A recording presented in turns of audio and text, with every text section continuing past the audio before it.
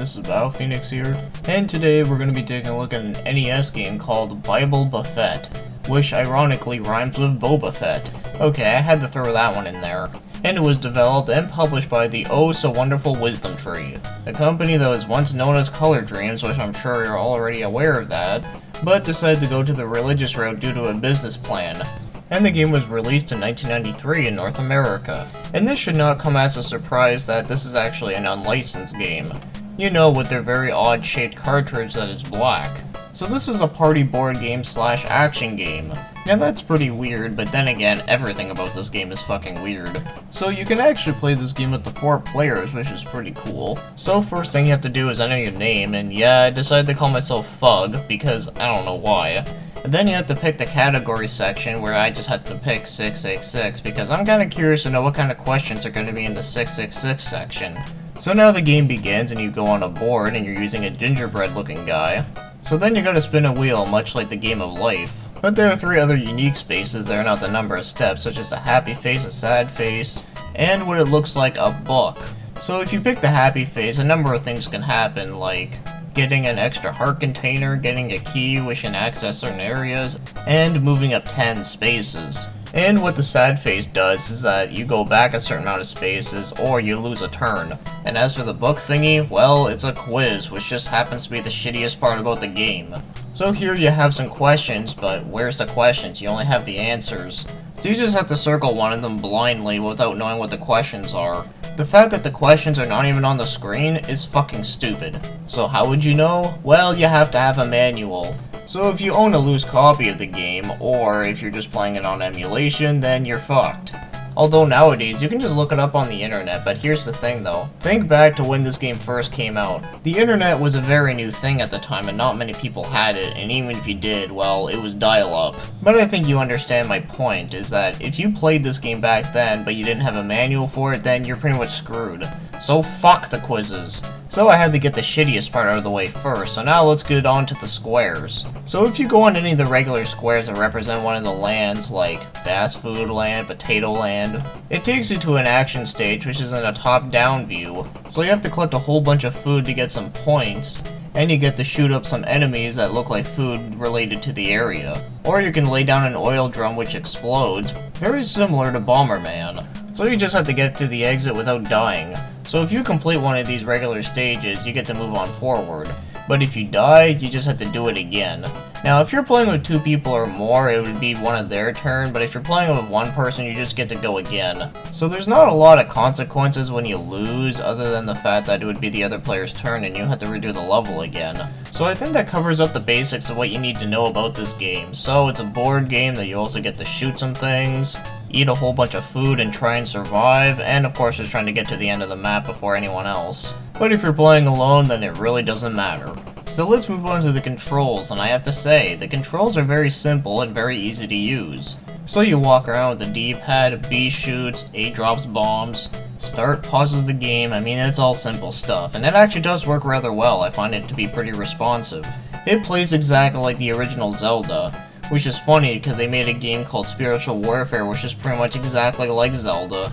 So if you think about it, this is pretty much like a Zelda-style game, but just it has a board game mixed in. Yeah, this game just gets more weirder when I think about it. So I have to say, the controls are actually really good in this game. There really isn't much I can complain about, so let's get moving on to the graphics. And I have to say, the graphics are not that bad, but they think they can be a little bit better. So let's start off with the bad part. So I think it's kind of boring that everything just has a black background. But if you think about it, it does kind of feel like it's trying to be like an old-style arcade game, which is kind of cool and also kind of suits that. So in a way, it's not that bad, but I think it could have been a little bit better. So let's say there's a floor with a pattern on it, but then you have like an object on the floor. Well, it's like completely boxed out, separated from it, and it just looks kind of weird.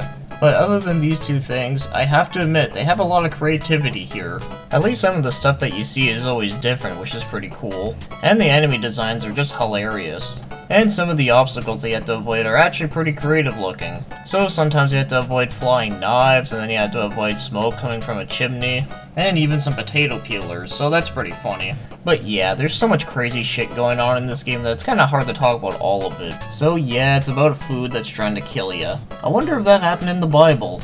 Either way, I'd say the graphics are actually alright for what they are, but there are some things that are definitely lacking a little bit. So now, as for the music in this game, there's not a lot of music that plays within the game. It's usually just short loops, and even then, it's nothing all that memorable. So in case you're wondering why I'm playing some random music in the background that probably has nothing to do with this game, well, that's why. But I have to mention one other thing that's related to this, and that happens to be the sound effects, and I have to admit, I kinda like them. So when you shoot and blow stuff up, it actually sounds pretty cool. And that's the other thing that kinda reminds me of an old classic arcade game, is the sound effects. And the other thing I have to mention that is really weird is that this game actually has a voice. So first you get this guy saying, Player 1. And probably my favorite one happens to be the guy that says, Alright! It just sounds so out of place, it's just funny to me. You usually hear it whenever you get the happy face or if you go on the ladder thing that takes you up higher, but it doesn't make any sense whenever you land on a quiz square because who the hell would be excited about taking a quiz that you can't even answer properly? Well, apparently the guy who did the voice for this is all like, alright, a quiz that I can't even answer. Yeah, I always thought that was really strange, but then again, what isn't strange about this game? So I have to say, the sound effects are actually not bad in this game, but they are also very amusing. Now, if you want to buy this game, personally, I consider this game to be more on the rarer side because not only is it a game that I've never seen in the wild, well, except for one time, and that was when I bought the game, but after that, I've never seen it again.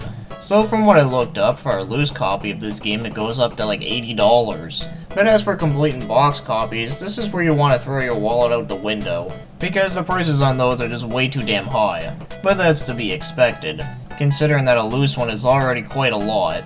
And I'm actually quite glad that I actually picked it up when I did, because I actually only paid like $60 for it. Yeah, $60 for a game like this is quite a lot, but that's definitely a lot better than the $80. So yes, I consider this game to be kind of rare because you don't see very many copies in the wild, and not only that, but on eBay there's not very much out there, and of course it's a lot of money. So now, if I were to rate this game, I'm gonna have to give it a 6 out of 10.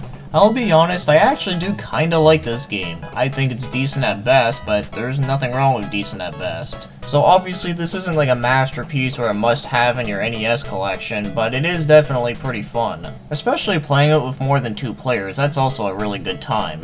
But I just really like the gameplay aspect of it. Sure, it's simple, but it works. Now yeah, there's not a lot of music in the game, and the graphics aren't like the greatest thing ever, and those quizzes are just so mind-bogglingly stupid that I just have no idea why they even did that. And one thing I should mention here is the ending, so you wanna know what happens when you get to the end of the board? Well, it just racks up your score and whatnot, and goes into calculation, and then after that, it's nothing. It's pretty disappointing considering that this is a pretty crazy game. I kind of expected the ending to be like, you know, something balls to the wall. But nah, they cheaped out on the end, which does kind of suck, but whatever, it's not the biggest deal in the world. Then again, this game doesn't even have a story, so whatever. So those are just some of the random things that make this game a little bit rough around the edges, but at least the gameplay works fine. Well, in the action stages anyway, not for the stupid quizzes, but I already went over that. But as for the regular action stages, I think it does play pretty well enough that I think giving it a 6 out of 10 is fine with me. Yeah, the game is not the greatest thing ever, but it's also not the worst thing ever, and it's also not the most mediocre thing ever either. So with that being said, I think this is actually a pretty decent game. Now a lot of people hate on this game because, you know, it's just so weird and stupid looking. And that it is, but here's the thing though, I actually think games like this are pretty creative because it's not very often you see a game like this. But if there was a game that got released in this day and age that was kind of similar to this, I would actually be interested in trying it out because I just like games that are just so stupid that they're funny. And this is exactly that, so personally, I think it's decent. So with that being said, thank you for watching and commenting.